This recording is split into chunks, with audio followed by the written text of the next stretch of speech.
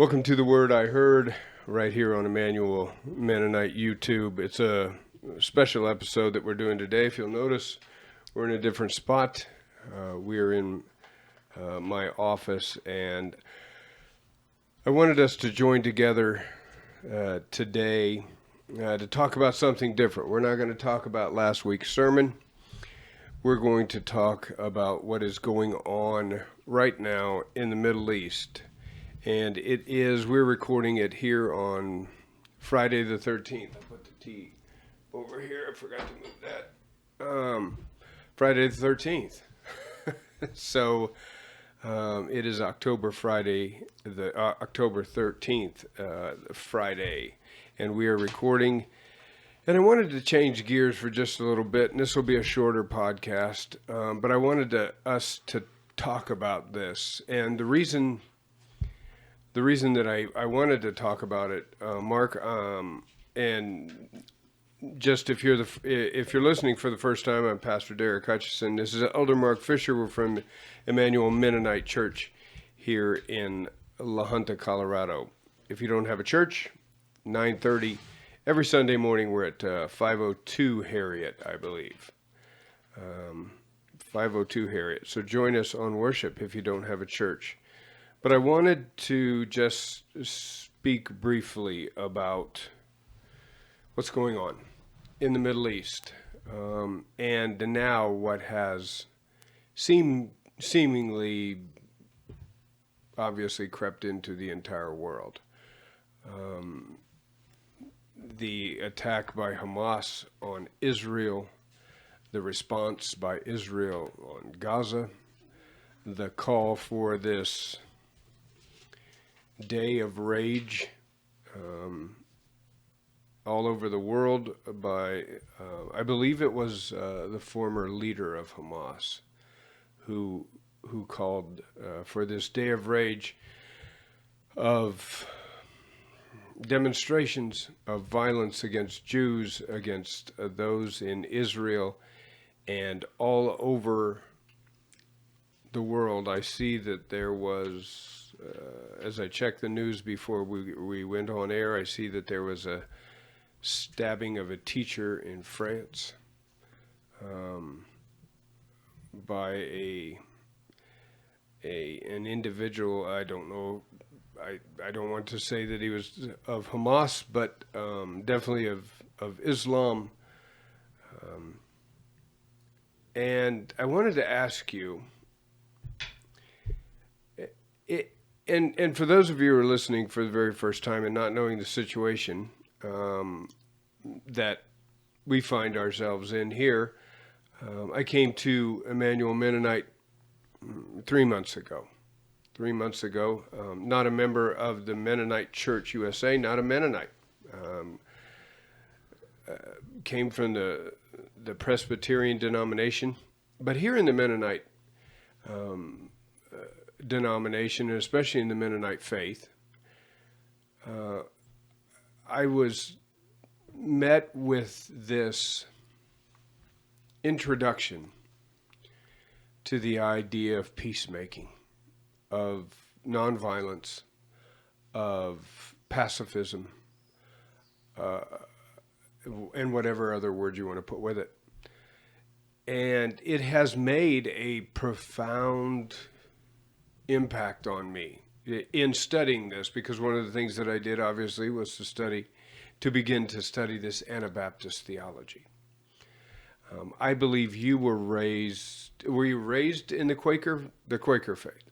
Yes. Which I understand and believe to be much like the Mennonite faith, the idea of nonviolence, of those types of things. So here we find ourselves in a world divided. I'm not saying it's divided equally, but it's divided. There are those who undoubtedly, the majority, I would say, of the Christian faith, perhaps and probably pro-Israel. And those outside of it finding themselves demonstrating for, if not for Hamas, but for Palestine. those in the Gaza Strip and what they claim to be atrocities performed by Israel on Palestinians. And so we have these camps. And I'm wondering how you, as a Mennonite, former Quaker, look at what's going on. How do you process it? How does your faith play the major role in the perspective that you have when you turn on the news, read the internet?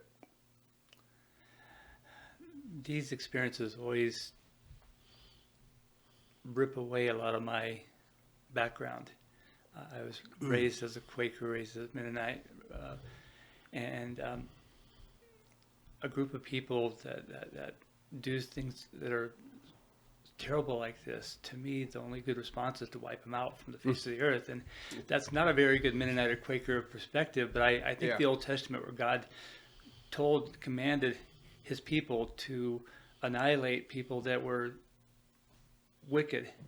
And really, to me, that's the correct response. And I know that's not a good Mennonite response, but that's where I'm at. Yeah. I do have sympathy toward the Palestinians, and so if I had to take a side, I would probably take both. In doing that, what Hamas did was clearly wrong, but what Israel's been doing to the Palestinians, in some ways, I see why they did it, because they wanted to survive.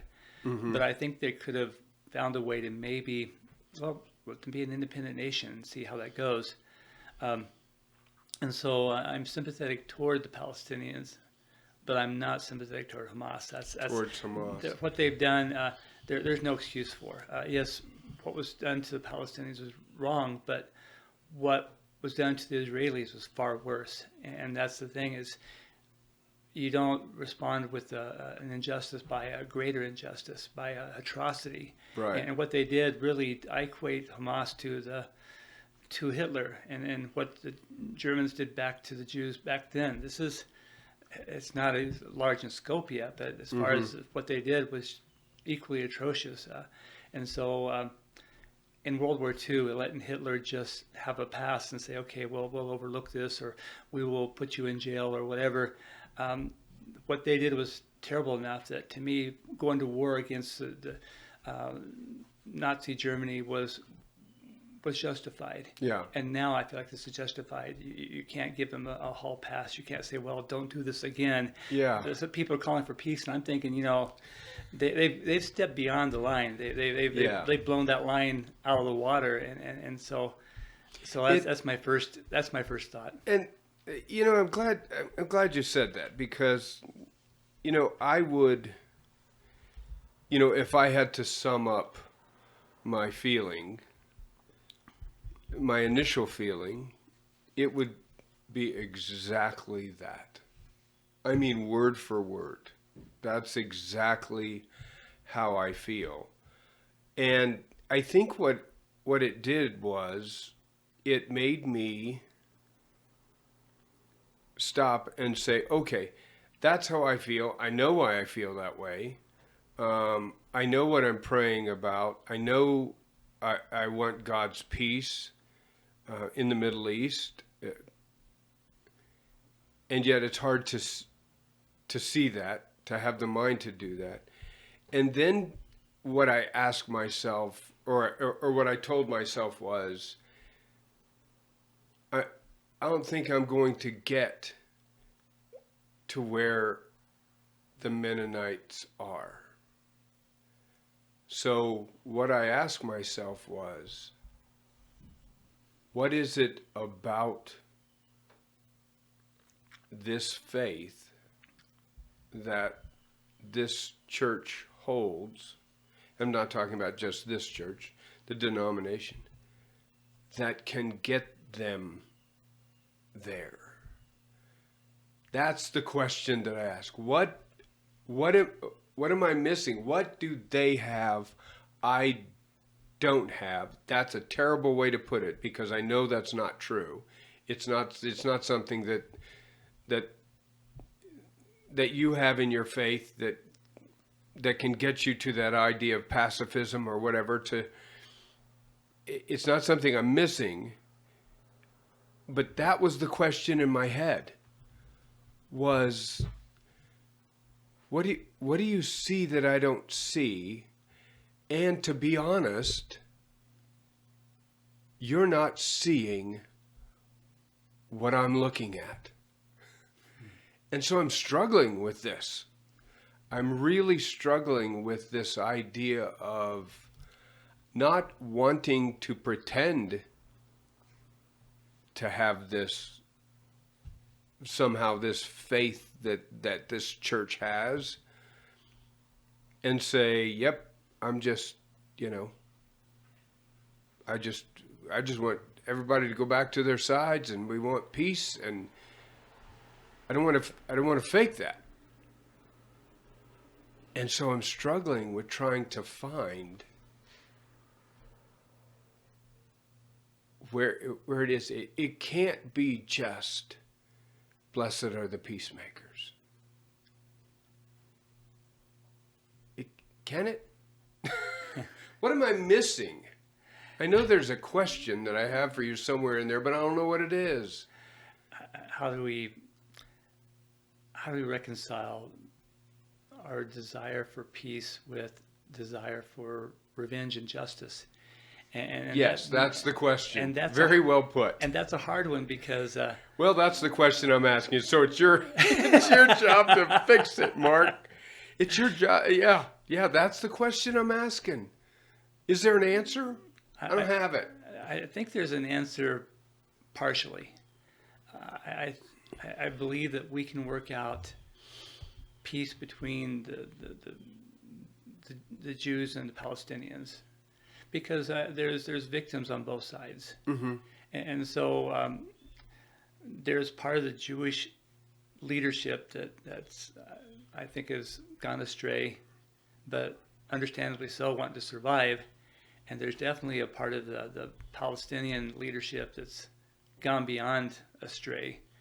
And so those two parts are harder to handle, but they're part of it. And so if we could work with the Palestinians and the Jewish victims and try to find a way to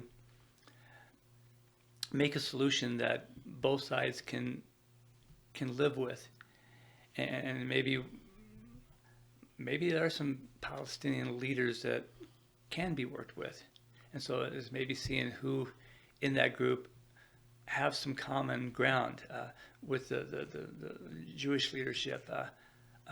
I know that they're kind of branching out a little bit and trying to work together, and they've had some division, and so I think one of the reasons the Hamas attacked when they did, they saw some weakness there, and they found a way to sort of distract them. Right. And so I'm hoping from this that maybe the Jewish leaders will pull together, and perhaps there's a way to get the Palestinians to have some good, honest leadership. Mm-hmm. The Hamas, definitely, I wouldn't want any of them to have any say at the table, because they've shown their true colors. And so I wonder if there's some more moderate Palestinians that could take leadership or expand their leadership. And so a lot of times I like to look for a third way where you don't totally embrace the whole part of pacifism, but at least to the greatest degree that you can, because there are some people I don't want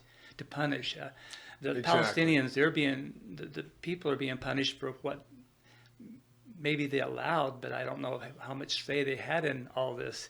Yeah, so yeah. that's the part that bothers me, and I get why the Jewish leaders are doing what they're doing, but I just wish there was a less drastic way of fixing it. I looked this morning before we went on air at the statistics and you never know if these are true. They could be much higher, but they could be much lower. But Fox News is reporting that the Palestinians are saying that there are 1,800 dead, 6,300 wounded. Israel saying that they've have 1,300 dead and 3,200 wounded. That means so far through this war, 3,100 dead, over 10,000 wounded. I'm gonna make a couple comments, and then I'm gonna let you expound on them of what you were thinking. I'm always interested, and it's sad to me, but it's history. I'm always interested when I hear about the different sides saying what this is about genocide by Israel of the Palestinian people, about the desire of genocide by Hamas to wipe out all Jews and Israel. And they talk about land, and they talk about the right of return. But in my opinion, we miss all of it because we don't look at it through the right lens and the right perspective. In my opinion, this is about religion. That's what it's about. It's about religion. It's about Israel believing in the land that God gave them. It's Islam believing in the land that Muhammad existed within and moved within, the land that was theirs. It's about religion, and it's about the lesser of two evils. It is about a no good choice. It is about, and I wish I could remember her name. I want to say Indira Giri. Do you know the name of the female prime minister who used to be in Israel? Golda Meir. Golda Meir, thank you, Golda Meir. I saw a quote by her, Golda Meir, and it wasn't, I had to stop and just think about it. And here's what she said. And then she was speaking to Palestine. She said, "We don't hate you because you kill our men, women, and children. We hate you because you make us kill yours."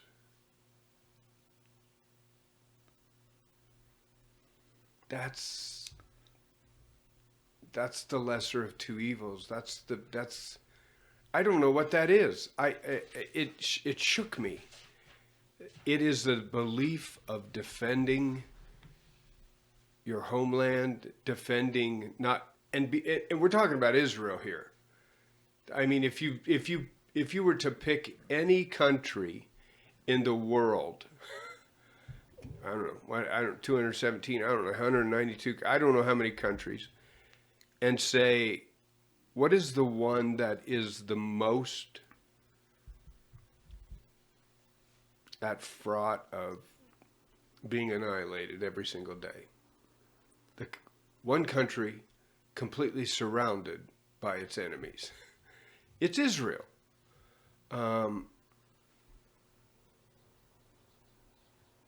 And here we have these two sides, and I think out of all of this, what makes me, I just find myself being angry at people who support terrorism, angry that 3,000 people have died, 10,000 people have been wounded. I don't care if they're Israeli. I don't care if they're American. I don't care if they're Palestinian. These are people, God's creation, and they're dying. And so my prayer has been, let the dying stop. Let the brothers get along. Let the brothers get along. This is Isaac and Ishmael. Yeah. That's what this is. This is Isaac and Ishmael. I think I shared that with you one time. the thing we forget about that story is that in the end, they came together as brothers to bury their father. Mm-hmm. There is a time in Scripture when I don't know that the brothers loved each other, but the brothers got along. And they did so because of their father. And there's a time that Ishmael wanted to kill his brother, and that's why Isaac took off. And then when he came back to make up with him, he was fearful for his life, and his brother blessed him. And so, at least from that point on, they seemed to have had a better relationship where you didn't hear of any conflict. And so that story had a happy ending. I just wish this would have an ending that's similar. And here's why I ask all that, because here's the question that I have for you. And as I said, it's a shorter podcast today, but it's kind of this special that I want the people who are watching to be able to reflect on their thoughts. Going to put a pause in the sermon series this week because I really feel that I need to speak about this from the pulpit. We need to process this as a church. Here's my question, and you get to come up with all the wisdom. In all the voices that we're hearing, and there's a lot of them, whether it be the left, the right, media, whether it be overseas, whether it be Netanyahu, whether it be Hamas, whether it be Iran. We're hearing all these voices, all these things that seem to just contradict each other. To interview one person with an Israeli flag that says we will never and we'll never give up, we'll never surrender, this is our land, we will fight to the death, this is the land God has given to us, to Hamas, or even to the people of Palestine who are saying, we in Palestine are just experiencing a genocide, we're just to the fighting and the confrontation on it. Voices all over the place. How do we become salt that flavors the meat? And how does my Christian voice sound different? What do we say? How do we act to stand out from that? To say, we believe there is a third way. How easy of a question is that? Is that a soft... It's terribly difficult, isn't it? It's difficult, but I've been, right now my reading is in Deuteronomy, and the Jews are ready to go into the promised land. Yeah. And so right before they're going, Moses again is talking to the people from what God had to tell them, and he told the people to have mercy on the foreigners. There are certain groups that have to go so many generations before they can go into the temple, some quicker than others because of how they treated the Jews as they were going through the wilderness. But I remember saying that you were a foreigner, and so you need to show mercy toward the foreigners. So to me, the voice we need to hear is God's voice. And what is God's voice in all this? I don't know exactly what it is, other than the Israelis are God's chosen people. They still are. But some of that chosenness can, at least to some degree, extend to the Christians. And God loves all of us, including the Hamas. And so what would God have to say, and how can we hear his voice? And I'm not sure exactly what God's saying in this, other than how we treat what you've done to the least of these, you've done to me. And so that's where we have to ask ourselves, how has the least of these been treated? Terribly. What's been done to the Jews as well as to the Palestinians has been done to God. And God takes this personally. This is something that hurts God. And so what to do with it, I don't know. Yeah. But that's the voice we need to hear is what does God want us to do? Yeah. Maybe you should give the sermon on Sunday. Because I just really feel, and that's where I'm going, and we'll end with this, but I think we need, from the pulpits, I think we need to discuss this in our churches amongst ourselves. We need to show the world that there's a better way than killing. Blessed are the peacemakers, and we like that, but it's hard to define that. And sometimes peacemaking seems like the low road, the easy way out, just overlooking. And how do you reconcile the need for peace with the need for justice? And to me, both of those issues are important.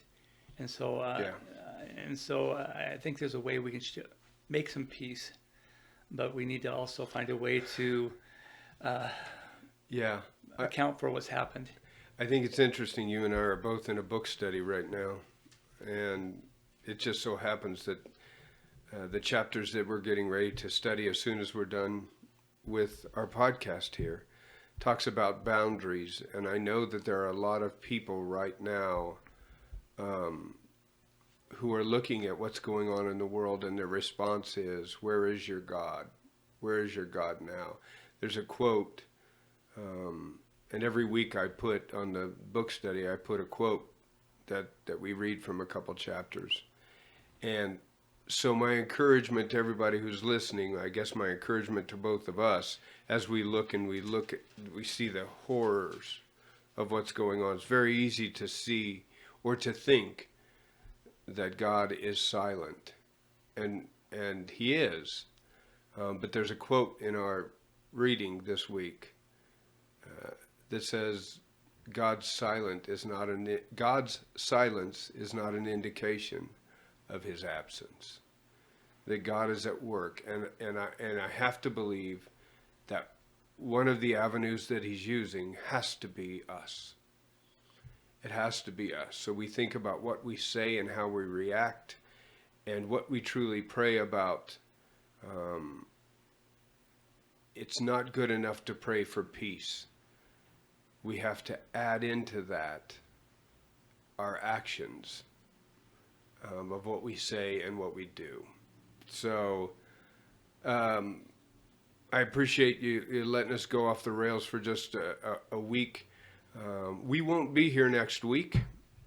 We have the 48th annual Mennonite Relief Sale. So we will join you the week after. We'll jump back into the 12. Since I'm going to do a sermon on something else this week, we will still be,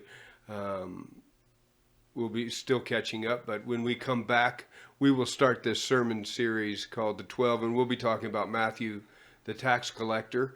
We'll already have 2 sermons in our heads. We'll have Matthew and probably, well, I don't know if I will have preached it yet, but we'll see. It's all kind of jumbled, but we want to encourage you to join us. So when you see that there isn't a podcast up next week, don't fret. We will be back. We are just working at the 48th annual Mennonite Relief Sale. If you're in the if you're in the Arkansas Valley, it's in Rocky Ford. This is the last year for it to be in Rocky Ford. We encourage you to join us. Friday, I think it starts somewhere around 5:30, 6 o'clock, something like that, and then all day Saturday. Come and find some great quilts, great stuff, great food, and help out the Mennonite Central Committee. So for Mark, for myself, we do pray for peace and pray that we can be a part of that peace. And so until a couple weeks, may God bless your week, and we'll see you next time.